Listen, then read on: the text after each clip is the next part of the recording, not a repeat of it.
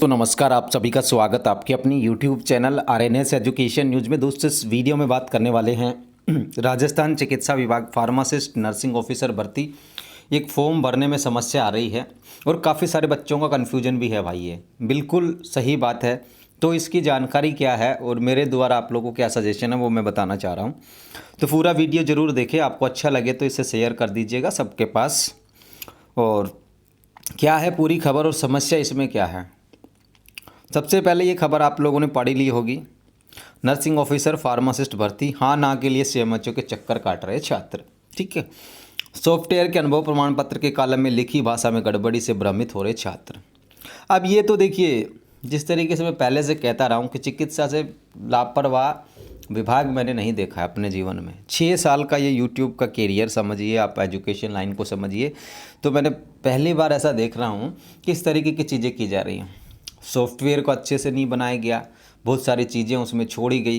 3 साल 4 साल की बीएससी नर्सिंग होती है, 3.5 साल की जीएनएम होती थी, कभी 3 साल की होती है, लेकिन उसमें भी वही बात है, बेचारे 3 साल तक का जोड़ देते हैं मार्कशीट। फिर इंटर्नशिप की जो है, जिसमें सबसे ज़्यादा नंबर आते हैं इंटर्नशिप में, उसी मार्कशीट के अंक नहीं जुड़ते। किसी की 4% कम हो जा रही है 3 साल के और इंटर्नशिप के नहीं जुड़ने के कारण। तो ये तो लूप होल्स तो हैं, इसमें माने या ना माने चिकित्सा विभाग को भर्तियाँ करानी नहीं आती, इसमें कोई शंका नहीं है। अब ये जो अनुभव प्रमाण पत्र में जो लिखी भाषा है हाँ और ना, ठीक है, ये इस हाँ और ना के चक्कर में आप लोगों को पता है कि हाँ और ना जीवन बदलने वाली चीज़ें होती हैं। किसी भी इस फील्ड को आप लोग ले सकते हैं इसमें। ठीक है, किसी से आपको उम्मीदें हों और वो हाँ कह दे तो अच्छा होता है, और वो ना कह दे तो आपके लिए बुरा होता है। तो यही हाँ और ना का जो खेल है यहाँ पे नर्सिंग और फार्मासिस्ट भर्ती या आगे जो भर्तियाँ एएनएम का है या एलटीआरटी को, उसमें भी होने वाला है।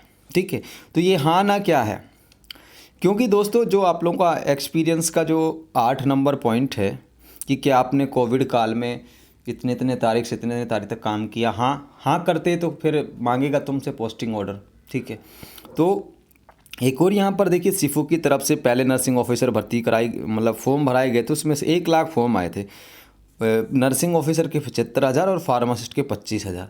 और इस बार लगभग नर्सिंग ऑफिसर के 1 लाख के करीब जो फॉर्म है वो आने वाले हैं, और फार्मासिस्ट के लगभग 30,000 फॉर्म आने वाले हैं। ठीक है, ये ऑप्शन है साथियों, वो जो अनुभव का फॉर्मेट है परिशिष्ट ए की कॉलम संख्या 8 में, क्या कोविड के दौरान 22 मार्च 2020 से 13 फरवरी 2020 तक कार्यरत रहा। यदि उक्त अवधि के दौरान नियुक्ति हुई है तो नियुक्ति आदेश ऑनलाइन आवेदन में अपलोड करने होंगे। ठीक है, अगर आप लोगों की नियुक्ति हुई 22 मार्च 20 से और 13 फरवरी 2022 के बीच में आपने काम किया, तो आप लोगों को यहाँ पर पोस्टिंग ऑर्डर जो है, नियुक्ति आदेश है, वो अपलोड यहाँ पर करने होंगे।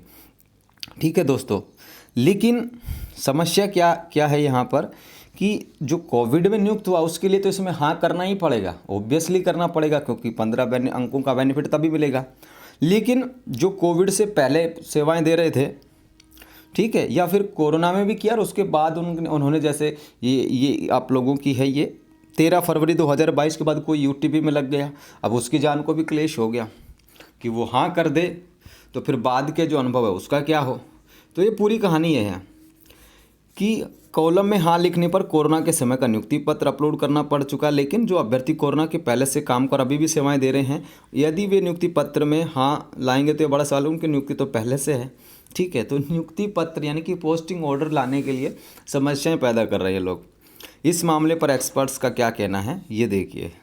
अब एक्सपर्ट से भी पूछा गया है, यदि कोरोना से पहले काम करने वाले नियुक्ति पत्र नहीं मांगना चाहिए, तो ये तो हम भी कह रहे हैं कि एक और कॉलम इसमें दे दिया जाता है कि आप कोविड से पूर्व भी कार्यरत रहे हैं तो सारी चीज़ें हो जाती। लेकिन यहाँ पे तो गोल गोल घुमाते हैं। आरपी डोरिया जी कह रहे हैं, जो निदेशक हैं, सिफू के डायरेक्टर हैं, जो भी कार्यवाहक हैं, ठीक है, ये कह रहे हैं कि 8 नंबर और ऑनलाइन आवेदन में भाषा व त्रुटि की शिकायत नहीं मिली है, हम दिखाकर सुधार करेंगे। ठीक है साथियों, तो ये यहाँ पर बताया गया लिखी भाषा में गड़बड़ी। तो भाषा में तो कोई गड़बड़ी नहीं है, सिर्फ हाँ और ना है।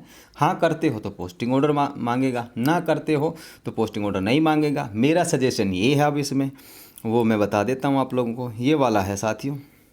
अगर देखिए साथियों, आपने बहुत कम समय के लिए काम किया, 8 7 10 महीने, 6 महीने 9 महीने, जब तो इसमें हाँ कर दीजिए। कोविड काल के दौरान जो नियुक्त हुए हैं, जिनके 3 साल हो गए हैं और पहले से काम कर रहे थे, यानी कि 22 मार्च 2020 से काम कर रहे थे, वो इसमें ना करके अपना पूरा जो एक्सपीरियंस है सबमिट कर सकते हैं। ठीक है, ये इसकी समाधान है, सॉल्यूशन है समस्या का। अब कोई ये कह रहा है कि मैं कोविड में भी काम कर रहा था। अगर आपके बोनस अंक साथियों देखिए सुनिए, अगर किसी का 1 साल के 1 साल का ही काम आपने कर रखा 10 है और आप इस डेट से बाद के या पहले के नियुक्त हैं, तो इसमें ना ही करिए आप लोग। ठीक है, इस डेट के दौरान कोई नियुक्त हो रहा है और अब उसके 2 साल हो गए, मान लो वो 22 मार्च को लग गया था, ठीक है, और वो 22 मार्च 2023 को या फिर कोई भी मंथ में, यानी कि अगर अप्रैल में लगा 2020 में, तो अगर आपको 2 साल हो रहे हैं तो भी आप इसमें ना कर सकते हो कि आपको मिलना वही है। ठीक है, 20 मिल जाएंगे, 2 साल किसी को हो गई, किसी को 1 साल हो तो उसको 10 मिल जाएंगे। तो ये आपके ऊपर निर्भर करता है। ये हाँ उनको ही करना है जो इस दौरान नियुक्त हुए। ठीक है, ये कहानी है NHM 2016 की वेटिंग के अभ्यर्थियों को ज्वाइन कराया गया था जून 2020 में, तो वो उसमें हाँ कर सकते हैं और फिर अपने जो दोनों ईयर्स जो हैं आपके पूरे हो रहे हैं उनको भी बता सकते हैं। ठीक है, तो जिनकी पोस्टिंग हुई है उनको ही हाँ करना है। जो इस डेट से पहले काम कर रहे थे वो ना करके अपना जो भी 2 साल का, 3 साल का, 4 साल का एक्सपीरियंस बन रहा है, आपने जितने दिन का बनवा रखा है वो ना करके इसमें अपलोड कर सकते हैं, तब आपसे पोस्टिंग ऑर्डर ये नहीं मांगेगा। ठीक है, तो ये कोई बड़ी बात है नहीं, लेकिन इश्यू बहुत सारे लोगों को होता है।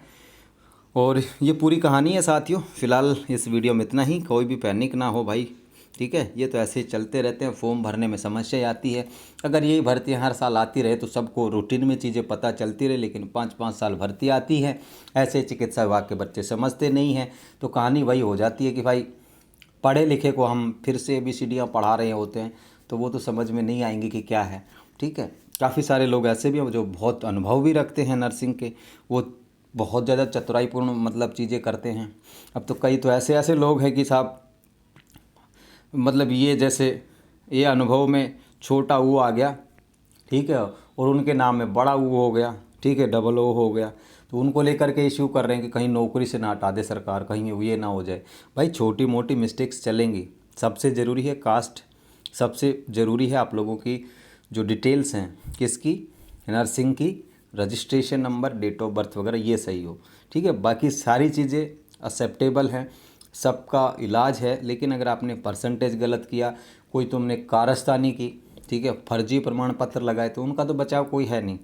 इसलिए गड़बड़ी बिल्कुल ना करें, और कोई हो भी जाती है बाय मिस्टेक तो उसको लेकर निराश भी नहीं होना है, डरना भी नहीं है कि भाई पता नहीं क्या होगा। काफ़ी सारे लोग तो स्पेलिंग को लेकर के टेंशन में है। भाई सारी तुम्हारी स्पेलिंग में A की जगह B लिखा गया, CD लिखा गया, कोई बात नहीं है, फॉर्म भर दीजिए आप लोग, सबका सोल्यूशन है। ठीक है, तो ये कहानी है साथियों। फिलहाल के लिए इस वीडियो में इतना ही। जय हिंद दोस्तों, जय भारत।